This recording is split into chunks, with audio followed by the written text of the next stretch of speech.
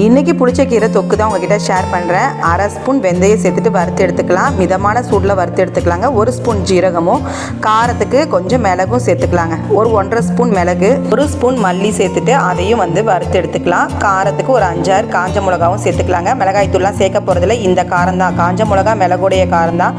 எண்ணெய் ஊற்றி கடுகு, ஜீரகம், காஞ்ச மிளகா 2 கிள்ளி போட்டு சின்ன வெங்காயம் சேர்த்தா தான் டேஸ்ட்டுங்க. சின்ன வெங்காயமும் 2 பச்சை மிளகாவும் சேர்த்துட்டு அதோட ஒரு முழு பூண்டையும் தட்டி அதோட சேர்த்துட்டு நல்லா வதக்கிக்கலாம். இதோட புளிச்சக்கீரையும் சேர்த்துக்கலாம். புளிச்சக்கீரையுடைய இலையை மட்டும் ஆஞ்சிட்டு நல்லா அலசிட்டு அதை நல்லா வதக்கி எடுத்துக்கலாம். தேவையான அளவு உப்பு சேர்த்துட்டு இது ஆறின பிறகு நம்ம அரைச்சி எடுத்துக்கலாங்க.